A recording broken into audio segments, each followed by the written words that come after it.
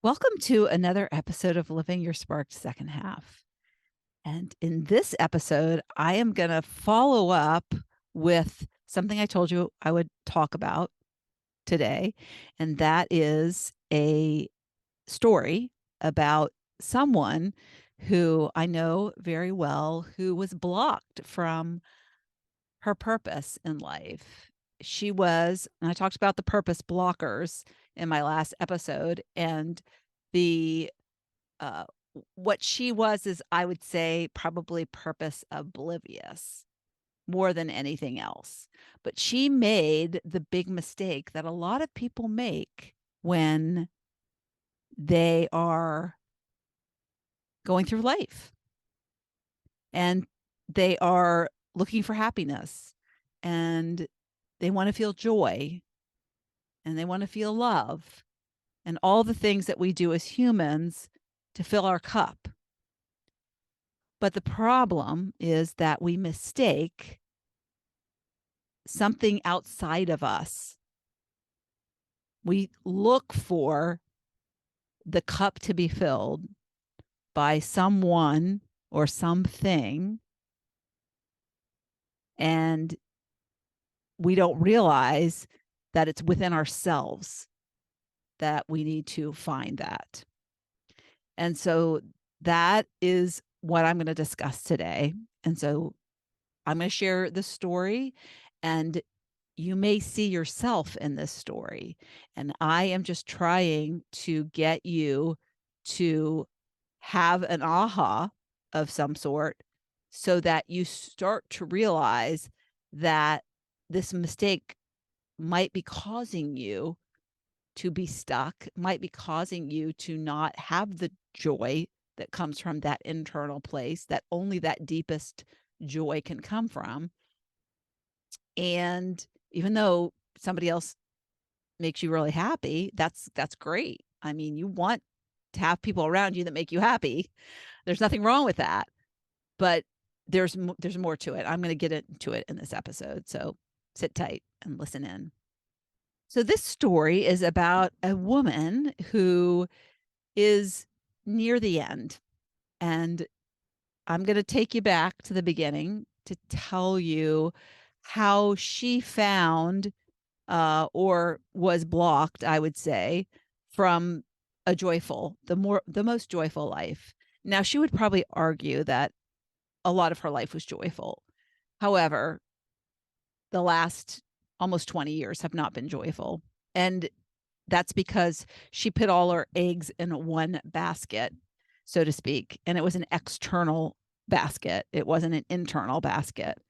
And so she was born to a military family and moved a lot through her life. And I think when that happens, and if you're a military, what they say, military brat, you probably can relate to this, but she was pulled away from people. And it became, I think, for her, hard to really connect with people on a deep level because she knew she was going to be moving. And so she would not have these deep friendships because she just knew that it couldn't last. And so I think this affected her in a deep way. And so when she got to be in high school, she fell in love, and her parents pulled her away from that. She had to move. Her senior year in high school, in love, she had to move across the country, and she wanted to stay and finish her senior year. She had it all worked out where she was going to stay with friends, but they wouldn't let her. And it crushed her in a big way. So much so that she developed anorexia, which is an eating disorder often caused by some kind of emotional trauma. And so that happened to her.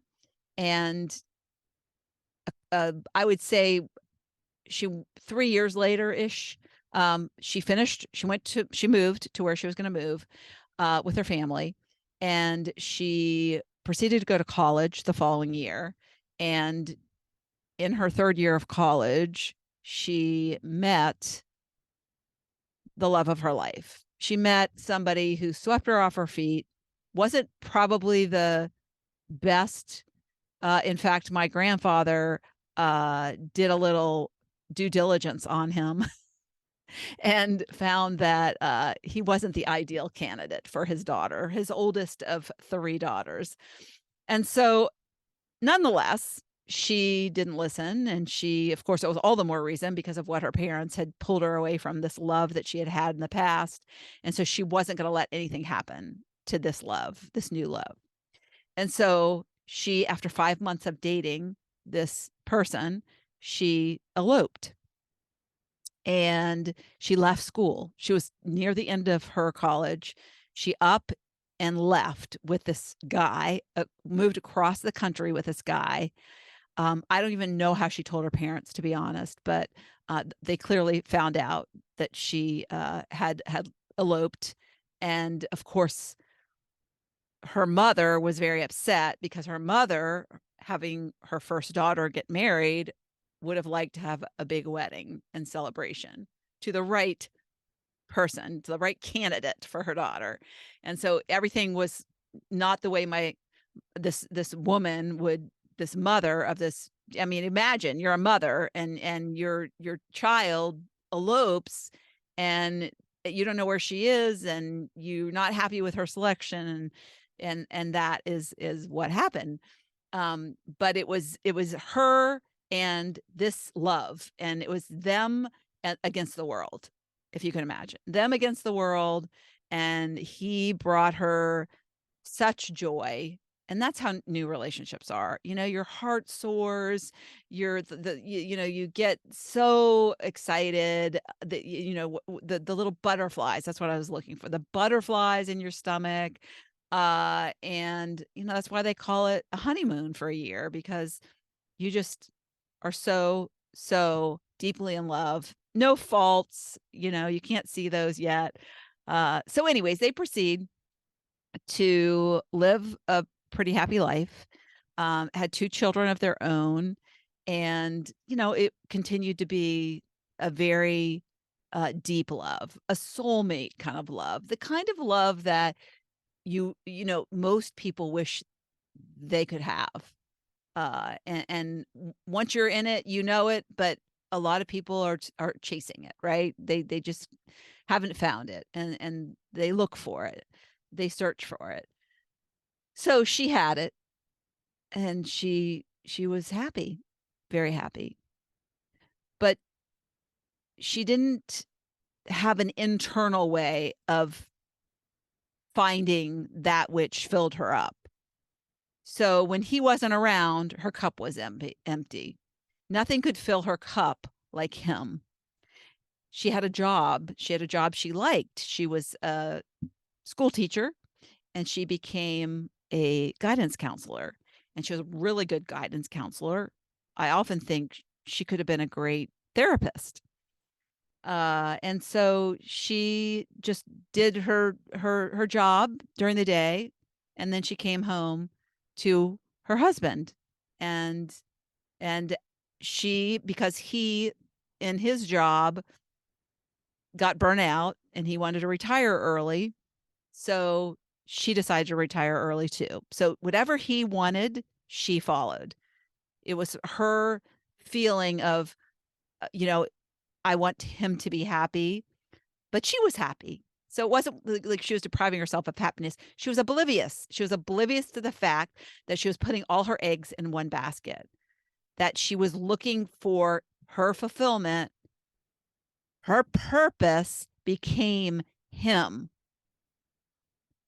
And when you put all your eggs in one basket for something that's external to you, when that basket breaks or when that basket gets taken, then what happens? Everything is gone. The joy is gone. The happiness is gone. And that happened to her. He up and died suddenly. No expectation, no preparation for what her life would be. She always assumed, because his mother lived to a ripe old age and her mother didn't, that he would outlive her. But as it turned out, he died before she did. I don't know if you've ever seen The Notebook. It's a wonderful, wonderful movie, but I know some people who don't like it. But I love stories, so I do love that movie, and it's one of the few movies I could watch over and over again. Such a dedicated husband. But the problem that this woman faced was that when her husband died, she died. She died, and did not feel, and I say she died of the person and the personality and the connection to the living was done. It was absolutely done. That woman is still alive today. That woman lies in a bed, or is it lays? Lays, and I never get that word right. She is pretty much an invalid, does not get out of bed, wears diapers, is incontinent, doesn't interact. She knows people, but she has chosen to really disconnect from the world because her love has gone. And her love died in 2007. And it's 2023, if you can do the math. The anniversary of his death is coming up.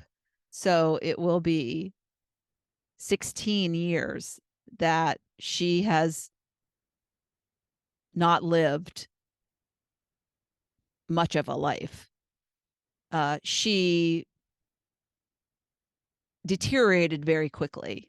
It was probably 18 months before she was in assisted living. And she didn't want to drive anymore. She even took her 2 dogs to the pound.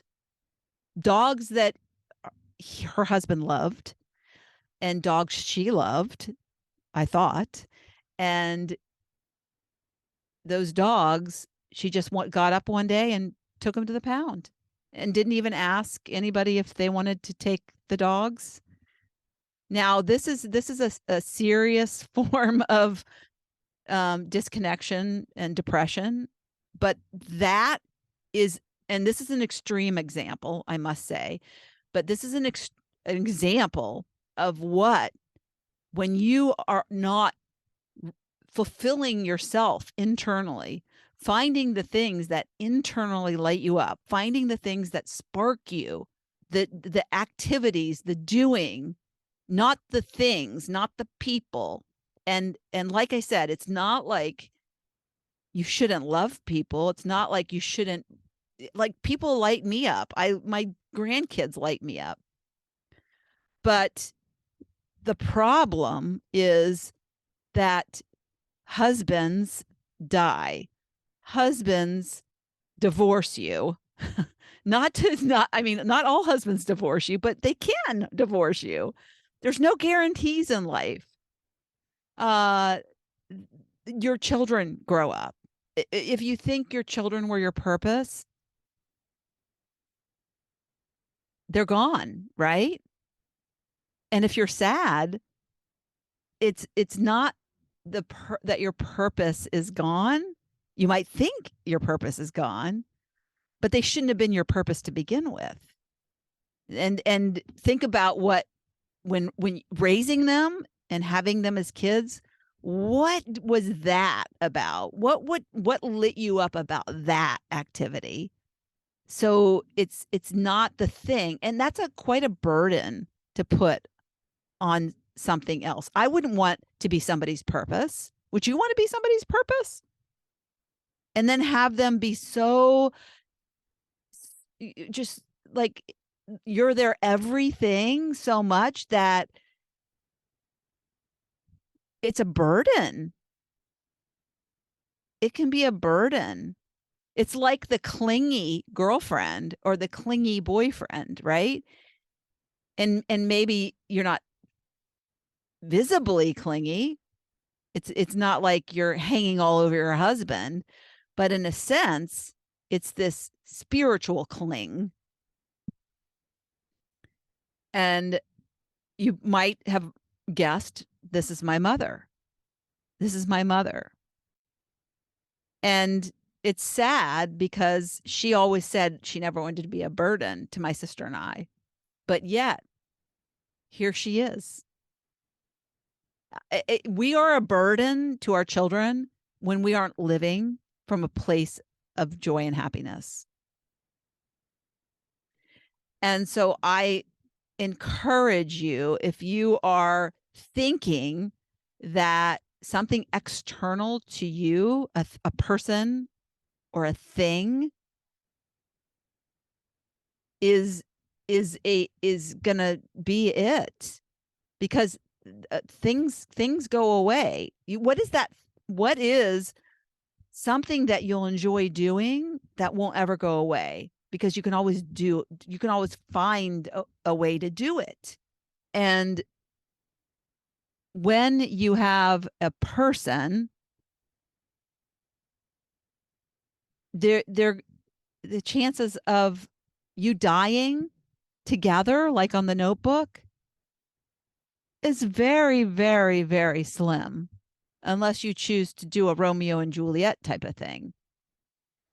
And so we end up placing all of our desires and expectations for our happiness on somebody else when we do that. And she disconnected from the people who loved her, the people who wanted her to stay happy and fulfilled. I would have loved my mother to have continued to be in my life, to have continued to be in my kids' lives. They were, when this happened, my kids had graduated from college, but they've had kids, and she has no desire to see her great grandchildren, my grandchildren. She has no desire. She doesn't know their names. I show her pictures, very disconnected. And so I hope this is making sense. And I'm articulating it in a way that you understand, because as we get older, it's so important that you have a life that you love, that even if you lose the most important person in your life, then you can still thrive. And I know it's hard, but another person is not your purpose. And sometimes people also get caught up in material things. And that can be an indication of continuing to buy, like, oh, I want an expensive car, and oh, the next thing. What's my next like obsession about, my next big purchase? And so I've known people like that, where it's just they're never satisfied, so they have to go buy the next thing. And that's a sign that you're trying to fill yourself with stuff that's external. It's external. There's an emptiness inside of you that is not it's not addressed. And you have to dig deep to see, what is it? Who am I? What do I love? What do I value? What things, not things, but what activities do I like to do? So it's about, life and being fulfilled is about, having loved ones, but also having a sense of that you're doing something that is fruitful in the world, that you're doing something that you're needed for. And that's why we love our kids, and we get so much we feel they're our purpose, because we feel so valued. But we can't rely on a person or a group people to be that for us. You know, if our kids grow up, they go away. If they're your grandkids and you say they're your purpose, well, it's great that you have them in your life and that you spend a lot of time with them, but they're going to grow up too. And then what are you going to do? Because we live a long time these days. So say you're 60, well, they're not gonna want to be around you probably too much in 15 years because they're going to be out with their boyfriends, their girlfriends, right? Driving cars. And you'll still be 75. I mean, that's young in today's standard, 75. So are you going to be like purposeless again and waiting for great grandchildren? So I think you see the point, right? You can't rely on the stability and this. You can't sustain a purpose when it's totally out of your control. It's external to you. And so what can you control that it is within you that brings you joy? And so I really wanted to touch on that because it's something that I think about a lot. And I know that my mother's mother didn't have purpose. She lived a purposeless life. And my mom could have had so much purpose in the past 16 years. I wanted her to get into the school system again and volunteer, at least start. But it has to come from within. You can't, you can try to help someone, you can guide somebody, but you can't force somebody to do something, and you can only help yourself.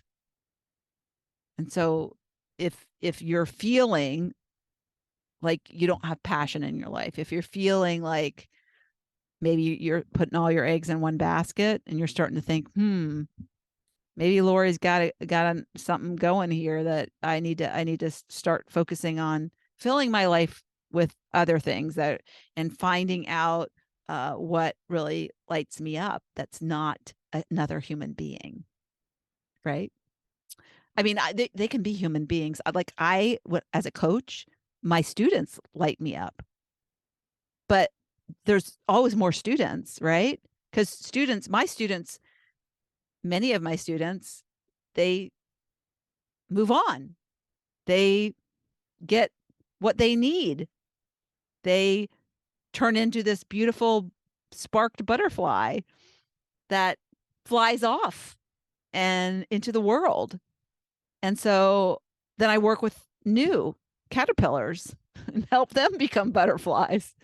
So yeah, you can, purpose can come from like what you do. And so there's humans at the other end of that, but it's not like one person that is all your focus. So that's kind of my point. Or if you're talking about like a group of little people like grandchildren. So yeah, I'm probably going to get some haters for this episode because I know that people really believe that their grandkids could be their purpose, but it's very similar to your having your husband be your purpose or your spouse be your purpose. Is you're putting those eggs in one basket, and at the end of the day, what happens when they move away? That happened to my grandkids moved away. 8 hours. Worst day of my life. Doesn't mean, I loved them. And if they lived here, they'd be I had to have them way more than probably most people would. But yet at the same time, I'm not going to, my happiness is not going to be bundled all into them. Because I want to have a life, and I'm in a way thankful for my mom to show me what I don't want, what I dread would happen to me. And I promised, even though I wanted that soulmate love, I never wanted a love that he was my everything to the point that I lost sight. And if he left me or died, that my life would be over. And I don't want that for you. And that is why I'm sharing this very important story about my mom. And it's very sad. She just had a birthday, and it's heartbreaking to see her the way she is. And I don't know what keeps her going, but she just lays there in bed every day and stares out the window. And again, it's not like she has Alzheimer's or dementia. Her mind is not like work like it used to, for sure. But she knows me, and when I talk to her and I tell her about, because she doesn't really talk back to me, she nods. She'll respond to me if I ask her a question, yes or no. But she doesn't interact in a conversation.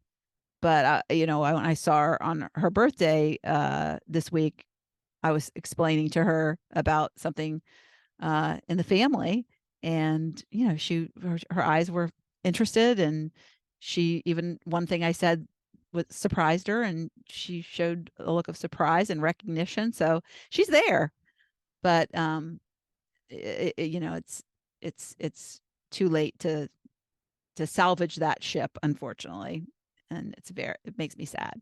But thank you for listening, and have a great Memorial weekend. I hope you are with the people you love who aren't your purpose. All right. Have a good one. Thank you so much for tuning into the Living Your Spark Second Half podcast. If you'd like to watch my guest interviews, you can find the video version of this podcast on my Not Your Average Grandma YouTube channel. Also, you can check out what I have going on at the moment by going to my website at notyouraveragegrandma.com, or find me on Instagram or Facebook at notyouraveragegrandma. If you like this episode, please mention it to a friend, and don't forget to leave a review so I know the topics you like best and can bring you more of that content in upcoming episodes. Last but not least, remember to always listen to that inner voice that will never steer you wrong, and make living from the most sparked place possible your biggest priority. When we do that, we make the world a better place.